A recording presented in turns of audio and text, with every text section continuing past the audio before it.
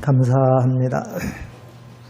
네, 오늘은 사랑, 시간으로는 12번째 시간이고 15가지 사랑의 특성 가운데는 13번째 특성입니다. 13번째 사랑의 특성은 모든 것을 믿으며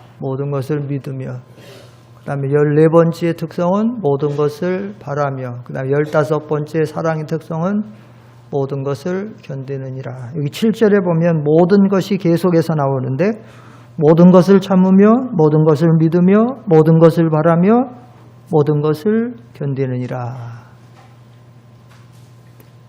사랑에 대해서 참는 거에 특별히 3번씩 사랑의 특성에서 강조하고 있다는 사실을 우리가 간과하지 말아야 되고, 신앙생활을 하면서 잘 참는 훈련을 하고 실제 신앙생활에서 잘 참아야 됩니다. 사탄은 우리 믿음을 떨어뜨리게 하기 위해서 모든 수단과 방법을 가리지 않습니다. 사람을 동원해서 사건과 문제를 만들고 시험을 만들고 우리로 낙심하게 하고 또 흔들리게 하고 또 마음을 상하게 하고, 그래서 신앙생활에서 약해지게 하고 교회에서 멀어지게 하고 봉사의 자리에서 뒤로 물러가게 하고, 그러다가 나중에는 교회에서 떠나게 되고 최종적으로는 나중에는 배교에서 완전히 하나님을 버리는 자리에까지도 나갈 수가 있는데 잘 참아야 돼요. 신앙생활하면서 가정에서도 참고 사회생활 속에 직장에서 사업장에서도 참고 이웃과의 관계에서도 참고 교회 생활에서도 참고 교회 모든 봉사에서도 참고 각 기관 섬김에서도 참고 또 우리 모든 믿음의 형제들 관계에서도 참고, 다 맞을 수 없어요. 다 모든 것을 모든 사람에게 흡족할 수 없어요. 지상교회는 이 세상 사는 동안에는 다 주님도 그 길을 걸어가셨고 사도와 선지자들도 그 길을 걸어갔어요. 잘 참는데 오래 참아야 되고 모든 것을 참아야 됩니다. 모든 면에. 성경이 참 잘 말하고 있어요. 오래 참아야 된다. 모든 것을 참아야 된다. 이거저거 다 참아야 돼요. 그때에 우리가 믿음의 길을 걸어갈 수 있어요. 그 다음에 13번째 특성은 모든 것을 믿으며라고 말하고 있어요. 여기 7절에 모든 것을 참으며 모든 것을 믿으며. 사랑의 세계는 믿음의 세계고 또 믿음의 세계는 사랑의 세계입니다. 서로 통하고 있고 서로 믿음과 사랑은 하나가 되어 있어요. 믿음의 세계는 사랑의 세계고 또 사랑의 세계는 믿음의 세계예요. 사랑은 모든 것을 믿으며라고 말하는데 모든 것을 믿는다라는 이 말은 맹목적인 믿음이 아니야.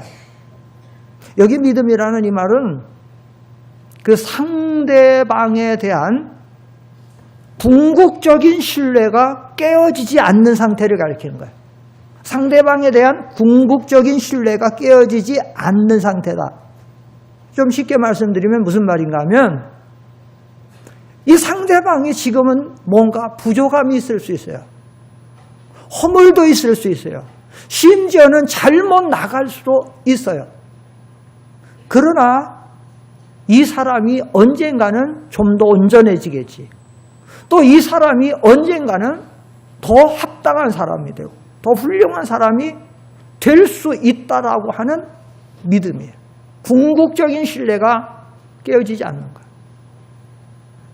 이런 면에는 성경에도 보면 많이 나오는데 우리가 그 탕자의 비유에서 예수님께서 친히 이 비유를 말씀하셨는데 탕자의 비유를 어느 날 둘째 아들이 아버지를 찾아오죠. 그렇게 말합니다. 아버지, 어차피 아버지 유산은 형과 나 둘 나눠줄 건데 내 거는 좀 일찍 나눠주십시오. 내가 좀 내 생각대로 좀 그 돈을 사용하고 싶습니다. 착한 마음씨 착한 아버지가 따져 묻지 않고 그래 나눠줍니다. 근데 이 아들은 좋은 생각을 갖고 있지 않았어요. 그 유산 많은 재산을 가지고 멀리 아버지 곁을 멀리 떠나서 그동안 아버지의 속박을 귀찮아했는지 모르지만 멀리 떠나고 그리고는 그 돈을 잘 경영하는 데 쓰지 아니하고 자기 방탕하는 데 쓰기 시작했어요. 돈이라고 하는 것은 잘 경영하고 아껴서 쓰면 오래 갈 수 있지만 그냥 방탕하는 데 돈 쓰고 나면 걷잡을 수 없이 나가요. 얼마 있다가 돈이 다 떨어졌어요. 돈 있을 때는 사람이 많이 붙는 거지만 돈이 없으면 사람 떠나는 거야. 부담스러워서 떠나고. 나중에 그런데 마침 그 나라에 흉년이 들었죠. 뭔가 친구들을 찾아가지만 대우해주는 사람 하나도 없어요. 돈 있을 때 대우지 없을 때는 부담스러운 거예요. 그러니까 그런 상태 속에서 이 사람이 먹고는 살아야 되니까 어느 집에 가서 일을 해달라고 하는데 뒤에 지치는 일을 맡겼어요. 그런데 제대로 식사도 제공하지를 않아요. 그래가지고 돼지가 먹는 것으로 허기를 채우다가 아무리 견딜 수 없어서 아버지에게로 돌아간다. 아버지에게로 돌아갔더니 아버지 돌아와요. 근데 성경은 그 사실을 짤막한 성경의 말씀을 하면서 그렇게 나와요. 내가 내 아버지의 집으로 돌아가겠다. 그래 놓고 돌아오는데 성경에 보면 바로 어떤 말씀이 나오냐면 아직도 상거가 먼데 아버지가 저게 저 멀리서 오는 것이 내 아들이다 라고 하는 것을 보고는 달려가서 그를 맞아서 안고 들어와 갖고는 기뻐서 잔치를 펼치죠. 이 성경은 구석사적인 핵심적인 면만 기록하다 보니까 길게 얘기 안 하고 있지만 아직도 상거가 먼데 가서 달려가서 맞아가 왔다라는 이 얘기는 뭔가 하면 날마다 아버지는 이 아들을 기다리고 있었다는 거야. 그 찬송가 작사자는 뭐라고 말하냐면 어서 돌아오 어서 돌아오 밤마다 문 열어놓고 기다리신다오 아버지의 상태를 찬송가 작사는 그렇게 말하고 있어요. 그런데 그것이 맞는 거예요. 왜냐? 비록 이 아들이 불의한 아들이 탕자가 돼서 모든 유산을 가지고 나서 허랑방탕하고 와 있었지만 아버지는 뭔가 하면 이 아들이 언젠가는 돌아올 것이다 라고 하는 믿음을 가지고 늘 기다리고 있었다는 거예요. 늘 생각하고 있었다는 겁니다. 만약에 이 아버지가 그 아들이 의붓 아버지라 했다면 자기가 계부고 의붓 아버지라 했다면 오히려 안 들어왔으면 좋겠다. 문 딱 걷어 잠그고 기다릴 필요도 없는데 그런데 이 아버지는 정말 그 사랑하는 아들을 잊을 수가 없으니까 밤마다 문 열어놓고 기다리다가 오늘도 기다리고 있는데 먼 데서 어떤 사람 터벅터벅 걸어오는데 아무리 행색은 남루하고 달라졌어도 저건 내 아들이다. 저 발걸음을 보니까 달려가서 그건 뭐냐? 아버지는 이 아들에 대한 믿음을 갖고 있었다는 거죠. 언젠가는 돌아올 것이다라고 하는 믿음을 갖고. 여기서 말하는 믿음은 지금은 온전하지 못하고 어떤 허물도 있고 약점도 있고 실수도 있고 심지어 잘못하고 있을지라도 이 상대방을 사랑하기 때문에 언젠가는 바로 설 것이다. 바로 살 것이다. 훌륭하게 될 것이다. 라고 하는 믿음을 가지고 있다는 거예요. 여러분 이런 성경은 성경에도 많이 있어요. 예수님의 생애를 보면 예수님께서 사랑하는 제자들을 불러서 제자를 삼아요. 나를 따라오너라. 불황무식했던 바닷가에서 금을 내려서 고기 잡던 어부들. 하루아침에 좋은 제자 될 수 없어요. 결점투성이고 만나기만 하면 서로가 시기하고 다투고 싸우고 있고 예수님에 대한 신령한 믿음도 없고 그러다가 결정적인데 뭔가 하면 주님 돌아가시갈 때가 되니까 가룟 유다는 예수님을 은 30에 팔아먹고 사랑하는 12제자 수제자 베드로는 예수님을 욕하고 저주하면서 배반하고 수제자가 욕하고 배반하니까 저주하니까 다 예수님 배반하고 다 떠났어. 성경의 구약 성경대로 목자를 치면 양이 다 떠나는 것처럼 제자들이 다 떠났어요. 그 결점투성이 제자들이야. 그런데 주님이 십자가에 못 박혀 죽으시고 사흘 만에 부활하신 다음에 제일 먼저 이 제자들을 찾아가 주세요. 제자들이 한 곳에 모여서 방문을 걸어 잠그고 예수님 죽인 사람들이 자기들 찾아와서 혹시 제자라고 죽이지 않을까 벌벌 떨고 있는데 부활하신 주님, 시간과 공간에 제재를 받지 않는 주님이 벌벌 떨고 있는 그들에게 쑥 다가오시죠. 통과하는 거예요. 무슨 영화 한 장면 같이. 부활체는 그렇습니다. 신령체는 그렇습니다. 시간과 공간의 제약을 받지 않으니까 쑥 들어왔어요. 깜짝 놀래 제자들. 주님이 두려워 떠는 그들에게 평강을 주시고 복음에 대한 사명을 맡겨주세요. 이쯤 됐으면 제자들이 열심히 나가서 하나님의 일을 해야 되는데 조금 있다가 바로 얼마 오래 가지도 않아서, 왜냐하면 주님이 부활하시고 40일간 계셨다 승천하셨으니까 얼마 되지도 않은 거예요. 그런데 벌써 베드로가 또 믿음이 약해져 갖고 나는 물고기 잡으러 가야 되겠다. 먹고 살아야 되니까. 그래가지고 갈릴리 디베라 바다로 물고기 잡으러 가니까 제자들도 나도 다 따라가요. 하나님의 복음을 위해서 하나님의 일할 생각들 안 하고 다 떠나요. 그런데 그 바닷가에 주님이 찾아오셔서 베드로에게 대표적으로 내가 나를 사랑하느냐 물으시면서 주님 마지막 하신 말씀 뭐야? 내 양을 먹이라. 내 양을 치라. 네가 이 젊어서는 그래도 내 뜻대로 마음대로 다니고 살았지만 나중에는 네가 띠띠고 돌아갈 것이다 라고 하면서 그 사명을 맡겨주시죠. 이렇게 배반하고 하나님을 두성이고 결점투성인 제자들에게 내 양을 먹이라, 내 양을 치라라고 이 사명을 맡겨줬다라는 건 뭐냐면 주님이 제자들을 믿고 있다는 거죠. 믿으니까 양을 먹이고 치라고 하지, 믿지 않으면 어떻게 하겠어요? 아이, 하게 한다 해도 너는 안 돼. 너는 이렇게 배반했잖아. 너는 이렇게 욕했잖아. 너가 뭘 한다고 해? 그런데 주님은 아니에요. 그런 제자들을 찾아와서 내 양을 먹이라. 이건 뭐예요? 그들을 신뢰하고 있다는 거죠. 그들을 믿고 있다라는 얘기죠.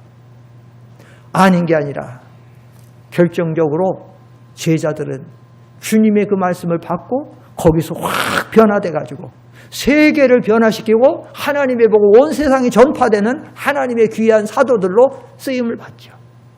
이런 주님의 역사가 어떻게 나타날 수 있느냐?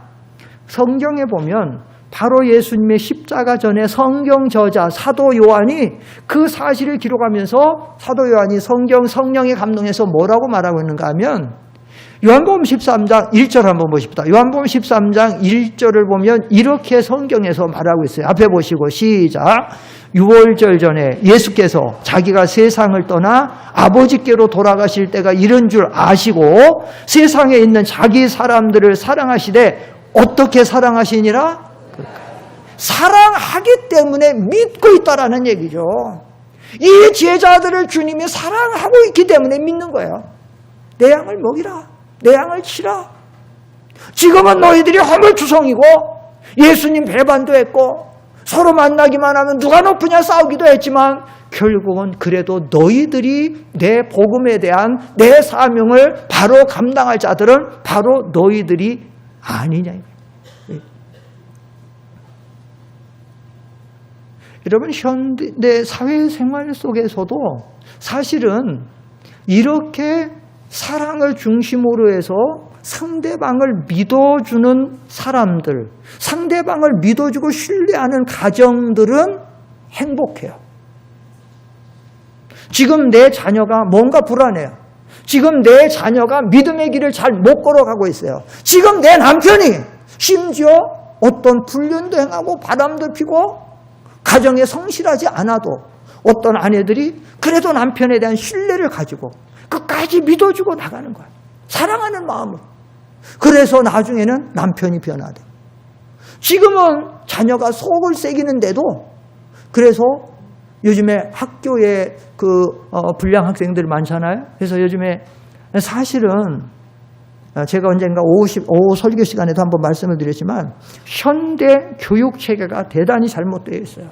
너무 인본주의 교육 체계로 이렇게 변하다 보니까 성경 중심에서 가르치는 교육 체계가 아니다 보니까 지금은 학교에서 전혀 체벌할 수 없어요. 함부로 말도 못하게 되다 이러다 보니까 아이들이 왕같이 돼버려요. 요즘에도 그래서 그 아이들 갑질하는 거 이번에도 조선일보고 그것도 계속 나오고 아이들 그런 것도 나오지만 아이들이 막 나오잖아요. 근데 체벌도 못하게 막 이런 사다 보니까 학교에 이런 불량 문제들이 많은 거야. 그러다가 만약에 그 아이가 자기 아이인데 그래서 그게 자기한테 많이 가정으로 연락이 오고 이런 거예요. 그러면 어떤 어머니는 그래요. 내 아들이요?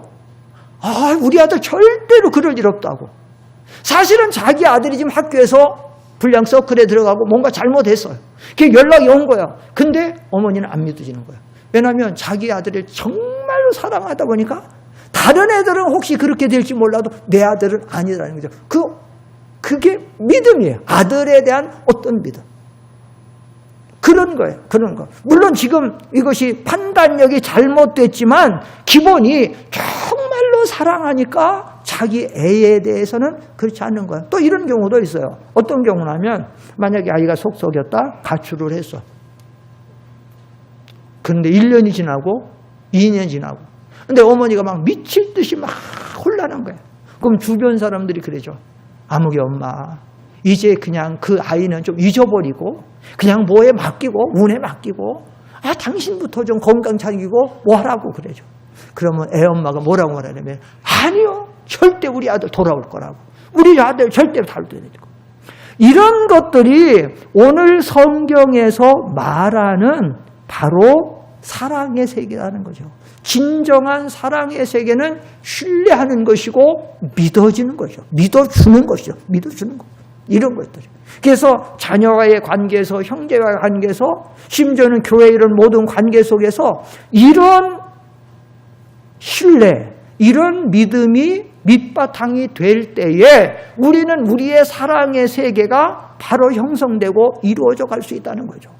그런데 우리 믿음이, 우리 사랑이 그 진정한 깊은 사랑이 아닐 때는 어떻게 되느냐? 깊은 사랑이 아닐 때는 좋은 환경에서는 어느 정도를 믿어지는 것 같다가 나중에 그것이 아닌 것 같은 자리에 가게 되면 돌변하는 거야. 예를 들면 욥의 친구들이 그렇습니다. 욥의 친구들이 욥이 재난을 당했다는 소식을 듣죠. 10 자녀가 다 죽었다. 재산이 다 하루아침에 곤두박질 쳤다. 욥이 병들었다. 이 소식을 듣고 욥의 친구들이 욥을 위로해 주러 와요. 이건 사랑이라고 그럴 수 있어요. 그런데 욥을 위로해 주고 사랑하러 왔는데 와서 그들의 태도가 돌변하죠. 어떻게 돌변합니까? 위로하고 격려하고 그 친구 욥을 세워주러 온다고 왔는데 와서 보니까 이 재난이 보통 재난이 아니에요. 아이들이 조금 다친 게 아니고 하나가 죽은 게 아니고 7 아들 3 딸 10명 다 죽었어. 재산이 조금 날아간 게 아니라 재산이 다 날아갔어. 병이 조금 난 게 아니라 사실 욥은 죽을 병인데 하나님이 생명만 붙잡고 있는 거야. 이걸 볼 때에 욥의 친구들 생각이 싹 달라진 거야. 성경에는 상선징악의 하나님으로 성경이 말하고 있는데 선을 행한 사람은 하나님이 은혜와 상과 복을 주고 악을 행하면 심판한다 그랬는데 욥이 이렇게 당하고 있는 거 보니까 이건 욥이 우리가 알지 못하는 어떤 큰 죄를 짓고 있나 보다. 그래가지고 욥을 막 욕하고 저주하기 시작해요. 생각해봐라. 죄 없이 망한 사람이 어디 있느냐? 너는 이런 엄청난 재난을 받고 있는 거는 너는 무서운 죄를 짓고 있는 거야. 그래 놓고는 막 하죠. 그게 뭔가 하면 욥의 친구들은 욥을 사랑하는 깊은 믿음이 아니었다라는 얘기예요. 아니었다라는 거죠. 좋을 때는 좋다라고 인정을 해주는 것 같지만 어려울 때는 정말 사랑하는 믿음이 없으니까 그 욥의 약한 부분, 욥의 어떤 그런 부분을 보고 공박을 하는 거죠. 공박하는 거예요. 여러분, 이 짐승의 세계라고 하는 건 그런 거 아니에요? 우리가 흔히 짐승의 세계를 가리켜서 무슨 세계라고 그러죠? 무슨 세계다. 앞에 4자 들어가죠? 무슨 세계? 짐승의 세계는? 그렇죠. 양육, 강식의 세계예요. 강한 자가 약한 자. 잔인한 세계예요. 잔인한. 왜냐? 짐승의 세계는 사랑이 없어요. 본능으로 살아가는 세상이잖아요. 제가 어느 날 우리 교인집에 신방 갔는데 집사님이 신방을 갔는데 잔인한 모습을 발견했어요. 그게 뭔가 하면 큰 어항이 수족관이야. 큰데 뭐라 그래, 금붕어가 아니고 잉어야, 잉어. 막 이만한 잉어들인데 큰데 빨간색도 있고 노란색도 있고 막 그런 건데, 근데 보니까 가만히 보니까 한 놈이, 한 녀석이 잉어 이만한 게 눈이 없어요. 눈이 소경 잉어야. 근데 잘 살고 있어. 통통하게 살쪄서. 그래서 내가 그 집사님한테, 박 집사님, 아니 그 잉어 눈이 없네 했더니 없어요. 그래. 어떻게 살아요? 그랬더니 그래도 자기 감각으로 다 먹이 주면 다 먹고 잘 산대. 그래서 내가, 아니 근데 눈이 왜 없어요? 내가 옛날에 왔을 때 이거 눈 있었던 것 같은데 왜 없어요? 그러니까 눈에 병이 나갔는데, 눈이 병이 나갔고 눈이 좀 흐물흐물해지고 좀 약해졌대. 그랬더니 옆에 잉어가 와서 그냥 쪼아 먹어버렸대. 이거 빼먹어버렸다는 거야. 근데 또 한쪽 눈이 또 병이 또 걸려서 또 그렇대. 그러니까 또 다른 녀석 와서 눈을 또 빼먹었대. 얼마나 잔인합니까? 이것이 사랑이 없는 짐승의 세계야.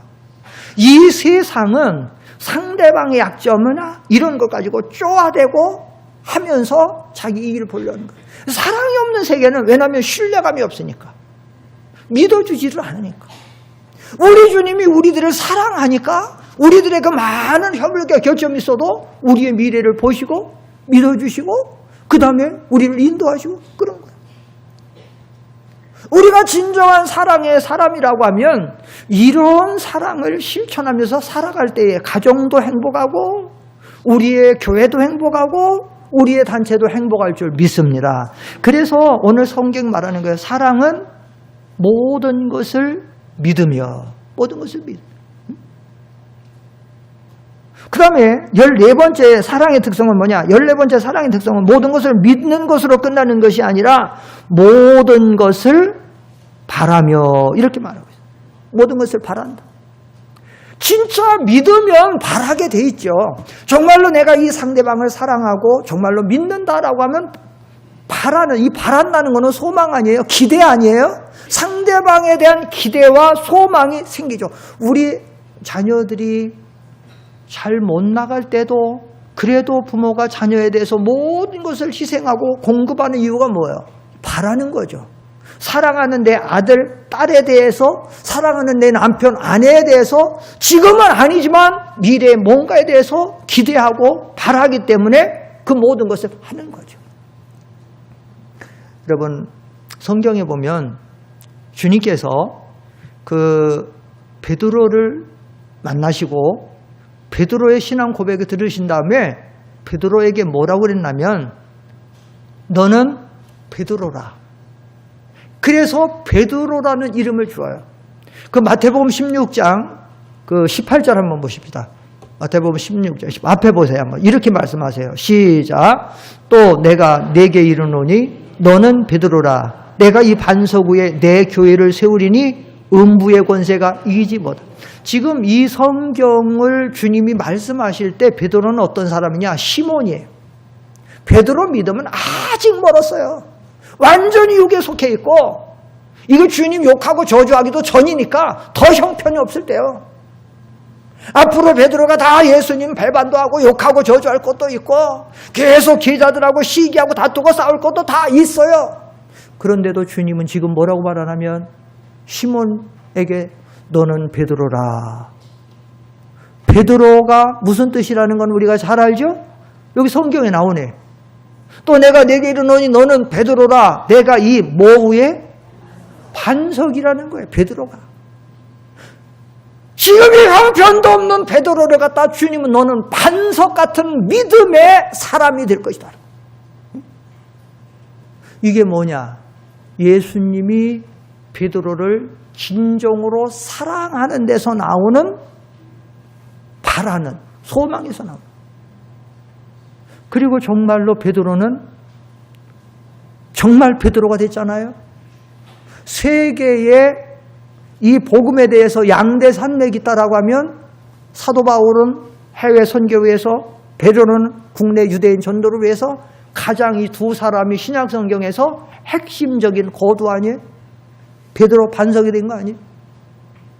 이것이 사랑의 세계라는 거죠. 이것이 사랑의 특성이다라는 얘기죠. 사랑하는 성도 여러분, 여러분이 자녀들이나 부부 관계나 여러분 가정이나 여러분 상대하는 모든 사람들 속에서 현재의 어떤 허물이나 약점만 바라보고 실망하지 마시고 이 기대와 이 소망을 가지고 이 바라는 이 믿음을 가지고 나가야 된다라는 얘기죠. 우리가 잘 아는 성 어거스틴은 참 보면 역사적인 인물인데 정말로 죄악의 구렁텅이에서 살던 이 사람, 이 청소년 때부터 벌써 이 아이는 소망이 없는 완전히 술과 마약과 성적인 문란함과 그래서 청소년 때 벌써 사생활을 낳고 완전히 모든 불량한 거기에 죄악의 구렁에 깊이 빠졌다. 그런데 이 아이를 위해서 계속해서 눈물로 기도하는 사람이 있었어요. 누구겠어요? 바로 그 아이를 낳고 기른 어머니죠. 모든 사람은 포기하라고 하고 얘는 이제 틀렸다라고 하고 아예 얘는 사람 취급도 안 하고 있는데 어머니는 계속해서 이 아이에 대해서 하나님 앞에 나가서 하나님 앞에 성전에 나가서 계속해서 무릎을 꿇고 계속해서 눈물을 흘리고 계속해서 기도하는 거예요. 그 기대가 그 소망이 뭐겠어요? 이 아이를 진정으로 사랑하는 어머니 모니카의 사랑은 모든 것을 믿으며 모든 것을 바라는 진정한 사랑이기 때문에 그 결과가 어떻게 됐어요? 현대 기독교계의 성자의 반열에서 가장 뛰어난 성자가 바로 이 어거스틴. 바로 이 어거스틴. 그 아이를 그렇게 만들 수 있었던 신앙의 거두로 만들 수 있었던 건 바로 어머니의 사랑의 세계가 이 아이를. 잘못된 부모들이 아이들 조금만 자라면 책망하고 부정적인 말하고 너는 다 틀렸다고 하고 너는 글렀다고 하고 나가서 죽으라고 하고 그러면 그런 아이들이 그런 사랑이 아닌 그런 세계 속에 산다고 하면 그 아이들한테 뭘 바랄 수가 있겠어요? 요즘에 한국 사회가 왜 이렇게 어두워지고 이렇게 타락해 가냐면 그 부모들의 삶이 부정적이고 어두워져서 아이들을 사랑으로 양육하지 못하니까 아무리 세상에 공부 학문의 모든 것을 해도 진정한 사랑이 없는 세계에서 살다 보니까 아이들이 이렇게 타락할 수밖에 없어요. 말씀을 마치겠습니다. 자, 사랑은 이 사랑의 특성이 15가지가 나오는데 이 말씀을 가만히 묵상해서 보니까 이 사랑이라는 게 사실 전부 지금 연결되고 있더라고요. 연결되고 있어요. 모든 것을 참으니까 모든 것을 믿게 되고 신뢰가 되고 신뢰를 가지니까 모든 것을 또 바라게 돼. 기대하고 소망. 제가 그런 생각을 해봤어요. 이 말씀을 가만히 묵상하고 기도하면서 묵상하면서 야, 이 사랑이라는 사랑의 특성 15가지를 이 목걸이 그래서 하나를 이렇게 해서 진주 목걸이 같이 커다란 진주 같은 거로 이렇게 해서 오래 참는 온유, 시기, 자랑하지 않고 교만하지 않고 무례행하지 않고 자기 유익을 구하지 아니하고 성내지 아니하고 악한 것을 생각하지 아니하고 불의를 기뻐하지 않고 진리와 함께 기뻐하고 모든 것을 참으며 모든 것을 믿으며 모든 것을 바라며 모든 것을 견딘다라고 하는 이 전부 연결이 되고 있는데 이것을 정말 신앙의 목걸이로 해갖고 이렇게 살아가야 되겠구나 이런 생각이 들어요. 사랑하는 성도 여러분, 우리는 지금 오랜 시간 걸쳐서 이 사랑에 대해서 우리가 교훈을 많이 받고 있어요. 이 사랑의 말씀을 준비할 때마다 그런 생각을 하고 있습니다. 무슨 생각을 하면 디모데전서 한번 여러분 직접 찾아보세요. 디모데전서 6장을 한번 좀 찾아보세요. 제가 가지고 있는 성경은 신약 성경 341쪽인데 디모데전서 340 신약 성경 341쪽 디모데전서 6장 3절로 5절까지 같이 읽어보세요. 341쪽 디모데전서 6장 3절로 5절 시작. 누구든지 다른 교훈을 하며 바른 말 곧 우리 주 예수 그리스도의 말씀과 경건에 관한 교훈을 따르지 아니하면 그는 교만하여 아무것도 알지 못하고 변론과 언쟁을 좋아하는 자니 이로써 투기와 분쟁과 비방과 악한 생각이 나며 마음이 부패하여지고 진리를 잃어버려 경건을 이익의 방도로 생각하는 자들의 다툼이 일어나느니라. 여러분 이 말씀은 뭔가 하면 3절에 보면 하나님의 바른 교훈을 받고서도 그 말씀에 대한 경건의 교훈을 따라가지 아니하고 그 말씀대로 믿음 생활하지 아니하고 순종하지 아니하면 어떤 결과가 맞느냐. 4절 그는 첫째 교만하여 아무것도 알지 못하고. 교회에 이런 사람 많이 있습니다. 신앙생활 오래 해서 직분은 집사요 권사요 장로요 목사요 직분은 고귀한 직분들을 많이 받은 사람들 중에 말씀은 많이 배워서 지식적으로만 알고 머리만 커졌고 말씀을 순종하지 않아서 교만해져. 이 교만한 사람은 진짜 알 것처럼 알지만 그 지식적으로 아는 건 진짜 알미 아니에요. 진리를 깨달아야 되는데 모르니까 교만해져서 이런 사람은 변론과 언쟁을 좋아하고 투기와 분쟁과 비방을 만들어내요. 부패해지게 돼요. 교회 안에 이런 사람들은 부지기수입니다. 나는 이 자리에 지금 들어가 있지 않는지 여러분의 믿음을 살펴봐야 돼요. 우리가 사랑을 받으면서도 말씀을 받으면서도 또 이번에 추수감사 교훈절을 앞두고 2주간 내내 우리가 교훈을 받으면서도 가정에서나 교회 생활에서나 사랑을 실천하는 믿음이 없고 사랑을 받으려고만 하고 자기의 유익을 구하는 것이 아닌데 자기의 유익만 구하려고 하고 내 중심대로 신앙생활하려고 하고 거기에 안 맞으니까 감사가 아닌 원망과 불평이 나고 그렇지 않으니까 거기서 다툼과 분쟁이 일어나게 되고 낙심이 일어나게 되고 신앙생활이 약해지게 되고 봉사의 자리에서 멀어지게 되고 나가 지금 이런 자리에 빠져있지 않는지 우리가 돌아봐요. 이 사랑의 교훈을 생각할 때마다 이 말씀을 많이 생각해요. 그래서 하나님 앞에 기도하죠. 하나님, 우리가 지금 사랑의 교훈을 계속 받고 있는데 이걸 따르지 아니하고 이걸 순종하지 않으면 오히려 역으로 잘못하면 우리가 입술 너는 얼마나 이 사랑에 대해서 기도도 잘할 수 있고 얼마나 말 잘할 수 있어요. 그런데 실제 생활은 오히려 이렇게 되면 바리새인들이 왜 바리새인 됐어요? 서기관 제사장들이 예수님 당시에 가장 예수님 책망을 받는 화 있을진저 외식하는 서기관과 바리새인들이 얼마나 책망하셨어요. 그들이 성경을 몰라서입니까? 서기관과 바리새인들 성경 제일 잘 알아요.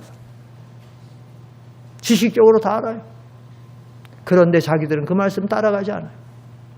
신앙의 인격이 만들어지지 않아요. 그 말씀 순종하지 않아요. 그러니까 그렇게 만들어져요. 현대 교회 안에서 사랑의 교훈은 얼마나 많이 외쳐지고 있고 얼마나 많이 우리가 듣고 있습니다.